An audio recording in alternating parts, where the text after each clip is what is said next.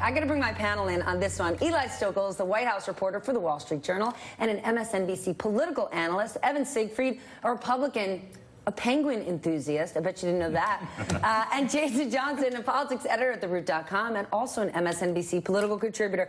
I'm sure you guys would guess this. Eli, we must start with President Trump's tweets. This morning specifically, retweeting a report from Fox News about North Korea that comes from, wait for it, unnamed sources sharing information that appears to be classified information. Hello, is this not what Jeff Sessions' Dog and Pony Show was all about on Friday? How the leakers will be prosecuted? This should never happen.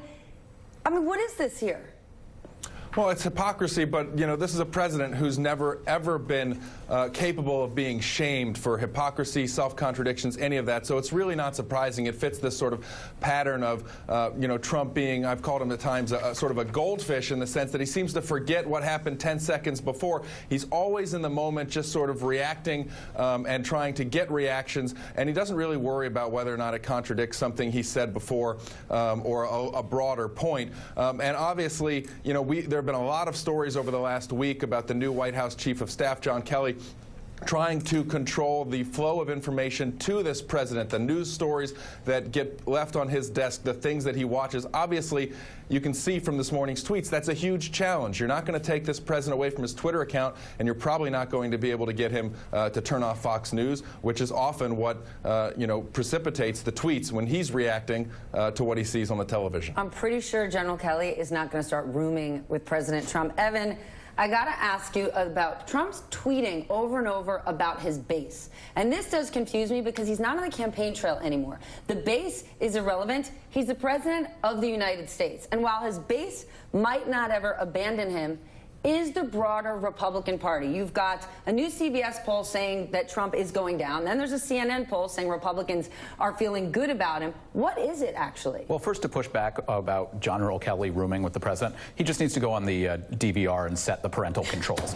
But in terms of Trump's obsession with the base, a base for any president is very important to get them fired up and get them to help in pushing momentum to pass key legislation. The president hasn't done that or activated his base to actually get things done in Washington. So he's actually talking about how his base is strong, and that makes his base feel good. But his base isn't strong. It's weak. It's crumbling. He won 67% of white non-college educated voters in November. He's got an approval rating that's abysmal there at 43. 50% of them disapprove. So it's a -7 rating. He's trying to do any and everything he can to get them up and get them psyched because they're not. They don't like what's going on. When Republicans look at what the president has done and when they feel good about it, when they say, look at Neil Gorsuch, for example, what does it say about the broader Republican Party that it's a once-in-a-lifetime opportunity to have the kind of government control and support that they do, yet the GOP and the president can't seem to get on the same page? They've basically wasted the first 6 months because they can't figure out what they're doing,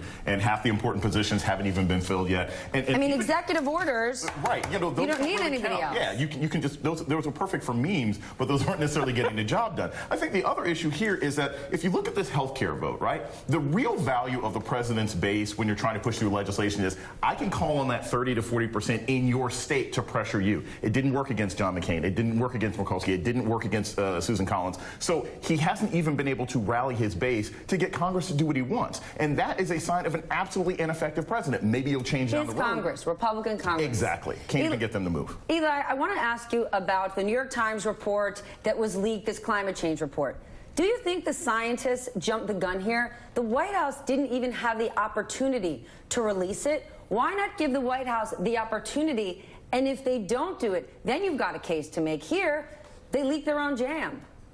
Well, it's a fair question, and I think it's pretty obvious that the reason that these scientists went to the New York Times is because they don't trust this White House not to suppress the report or to validate it. They are worried about this White House sort of having its head in the sand on climate change. And as Peter mentioned at the top of the hour, you know, go back to June in that briefing room, and after the president withdrew the U.S. from the Paris Accord on climate change, there were a lot of questions about the president's personal views on whether or not climate change is caused by humans.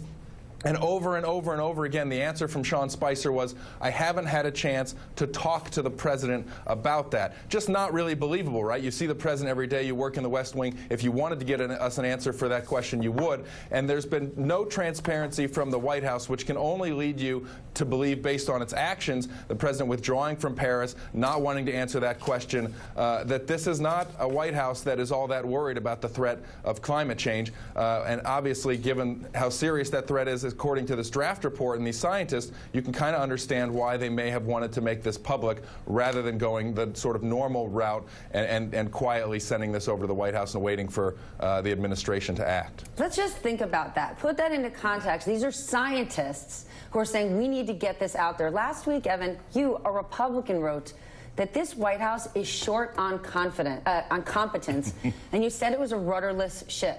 Yet there are a lot of competent people in the White House. General Kelly, he's competent, as is H.R. McMaster. What's the problem? The president? Well, it is partially the president, but it's also some of the things that they've been doing, they haven't been doing on the legislative side to get things done. So let's take all these theme weeks the White House has. Energy Week, Made in America Week, etc. American heroes. Yes.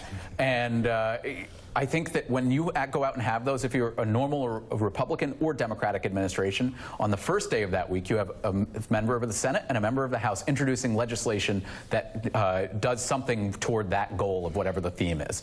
And it's voted on by that Wednesday or Thursday, and the president signs it into law. But they don't decide on these dream weeks until 2 days before, and the president himself barely supports him. He might go to an event at the White House, but look at the president's Twitter traction during those weeks. He barely acknowledges it. Not to mention the fact that, you know, the weeks don't necessarily match the announcements. So last week we had, you know, Sessions saying we're going to sue colleges for discriminating against white people, and you have Stephen Miller come out and say we're going to try and cut illegal immigration after President Trump says that we're going to, you know, encourage police brutality. What kind of theme week was that? Because that certainly wasn't the kind of theme. It's like, you know, it's not the kind of theme that any president would actually want the American people to see, and that's part of the problem. Their internal communications are terrible. Their external communications are terrible. And when you have a president who can't stay on message, it's impossible for anybody else to do their job. It's also a big problem because the president hasn't outlined a long-term foreign policy vision. Look at what happened over the weekend with North Korea. You had Rex Tillerson saying there was no military option, Nikki Haley saying everything's on the table, and everybody's undercutting each other because there is no strong leadership at the top. The president hasn't outlined that vision,